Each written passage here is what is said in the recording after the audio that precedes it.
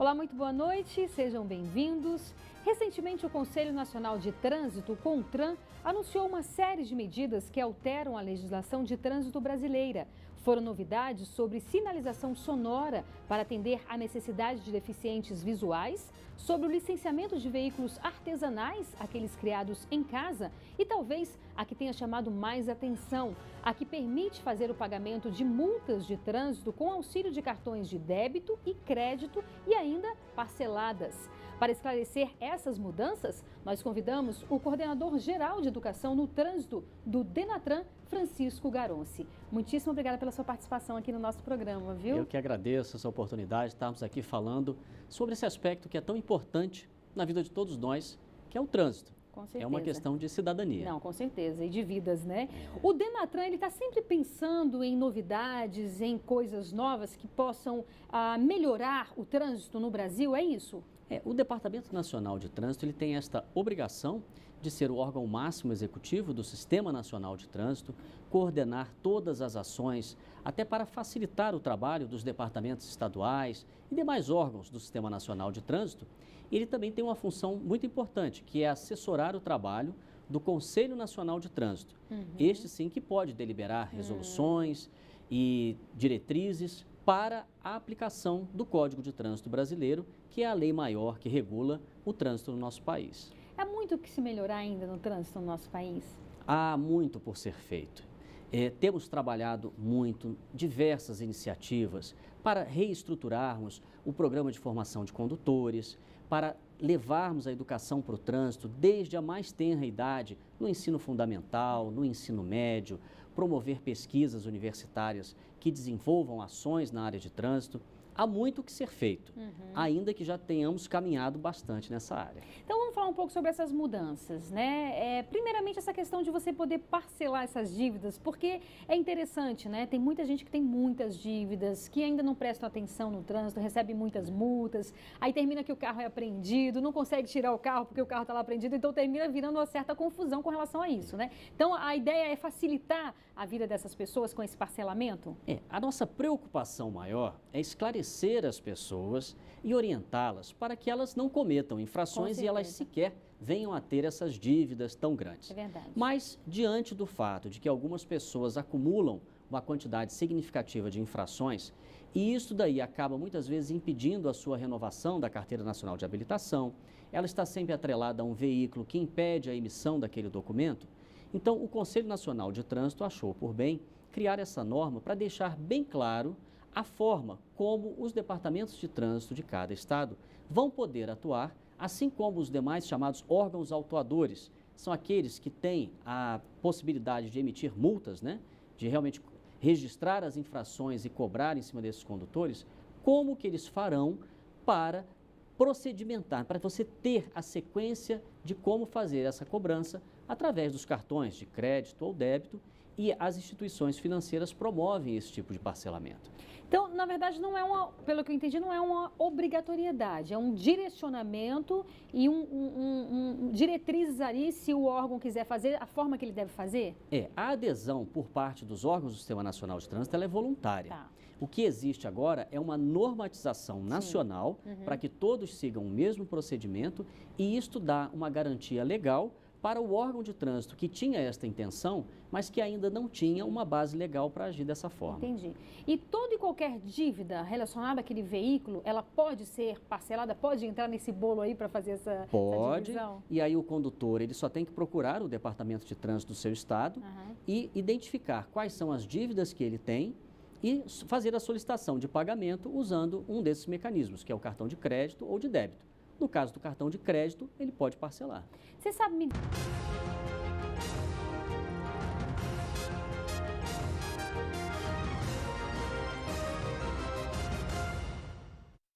Estamos de volta com o Band Entrevista. O nosso convidado de hoje é o coordenador geral de Educação no Trânsito do DENATRAN, Francisco Garonci. Estamos falando sobre as principais mudanças recentes e sobre o trânsito como um todo, que é tão importante. Morre-se tanto no Brasil hoje no trânsito, não é? E nós temos um impacto. As vidas não temos como calcular, realmente um valor incalculável. Temos aí tivemos, no ano de 2015, quase 40 mil mortos no trânsito brasileiro. Nossa. Estes números são os que estão oficialmente registrados no Ministério da Saúde, mas sabemos que esse número pode ser um pouco maior do que isso, porque muitos óbitos acabam sendo registrados com outras causas. Mas existe também uma conta, um valor pago, e é pago pela sociedade. Sou eu, é você, todos nós pagamos essa conta, que o IPEA, em um estudo extremamente assim restritivo, né? Ele não jogou para cima essa conta, não. Falou que é algo em torno de 50 bilhões de reais que a sociedade brasileira paga todos os anos por conta desses acidentes. Então, ações têm que ser tomadas. É claro que não existe uma única solução. É envolver a sociedade para encontrar esse caminho e apontar soluções. Então, nós estamos hoje caminhando, por exemplo, com uma reestruturação do processo de formação do condutor. Por quê? Não é só isso que vai resolver, porque nós já temos vários condutores formados que aí estão. Mas nós temos uma nova geração a ser formada. Pensar a médio e longo prazo, né? E hoje há certas práticas que não correspondem nem ao que o Código de Trânsito exige. Como, por exemplo, o exame final prático de direção para quem vai tirar uma habilitação para motocicleta, ele exige que haja, nesta avaliação final, o condutor vá para uma via pública, rural ou urbana, para ser avaliado. Que é o óbvio, né? Uma avaliação prática, né? Para saber se as pessoas estão... tem condições, não apenas de conduzir a motocicleta, mas de conduzir a motocicleta dentro do universo do trânsito. Sim. Porque é ali que ele vai conviver. Mas a prática hoje, nas 27 unidades da federação, é que quem obtém uma CNH categoria A, que é a motocicleta, ele recebe esta CNH sem nunca ter ido para a via pública. Faz só a prova teórica, é isso? Não, ele faz as provas práticas dentro de um circuito fechado. Ele não vai para o trânsito. Entendi. Então, esta reestruturação... No carro a gente vai, não é isso? O carro vai, porque não tem como fazer o carro no circuito fechado. Então, o que nós estamos fazendo é trazendo para a formação da motocicleta o que já é prática para o carro. Sim. Agora, para colocar isso no exame final, você tem que preparar esse condutor.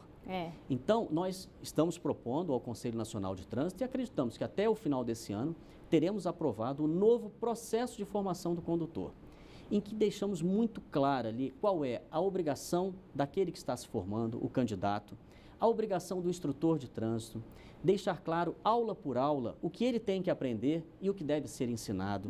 Na parte das aulas teóricas, que muitos falam, isso aí não serve para nada. Não, é muito importante, porque as aulas práticas só terão efeito se você entender qual é a teoria desse trânsito que você está inserido nele. Com certeza. Então, todo esse conjunto de reestruturação, ele já foi submetido ao Conselho Nacional de Trânsito, os conselheiros estão analisando, vendo a propriedade jurídica disso, e nós acreditamos que até o final desse ano nós teremos esta resolução aprovada, trazendo uma nova realidade de formação do condutor. Mas não é só o condutor, porque o trânsito é formado por todo mundo, mesmo quem não é condutor. E aí nós temos uma ação junto ao Ministério da Educação, em que entregamos agora, quando o Código de Trânsito completou 20 anos, um produto pronto, que é um conjunto de 20 volumes, para os educadores do ensino fundamental aplicarem efetivamente educação para o trânsito no ensino das nossas crianças. Na grade curricular? Ele entra como um tema transversal. É aquele que pode ser estudado em geografia, história, matemática. Entendi. Como educador que sou, eu sei que o tema transversal, às vezes, ele é muito mal visto. É como a roupa de tamanho único, que ela, a princípio, caberia em qualquer um.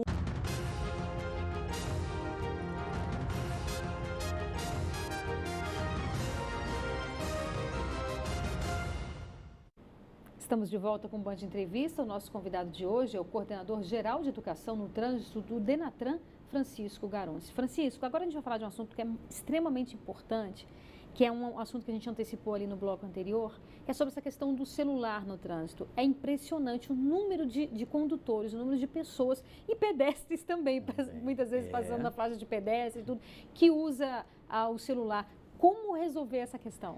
Olha, nós temos trabalhado muito no esclarecimento do condutor e também dos pedestres, né? Para o pedestre não é infração de trânsito caminhar mexendo no celular, mas é um risco tão grande à vida que isso tem que ser evitado e ele tem que ser esclarecido. E para o condutor, tanto que desde novembro, 1º de novembro do ano passado, a Lei 13.281, que alterou o Código de Trânsito Brasileiro, ela colocou é infração gravíssima conduzir mexendo no celular. Qual o valor da multa? R$ 297,43, quase R$ 300 por você estar mexendo no celular.